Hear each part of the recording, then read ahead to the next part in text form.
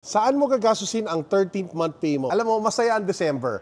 Masarap gumastos. Pero at the end of the day, marami tayong expenses, and as business owners, we have to make the most out of December, and we have to manage our expenses accordingly. Iba kasi ang December pag negosyante ka. Nauna sa lahat, may mga empleyado tayo na umaasa sa atin.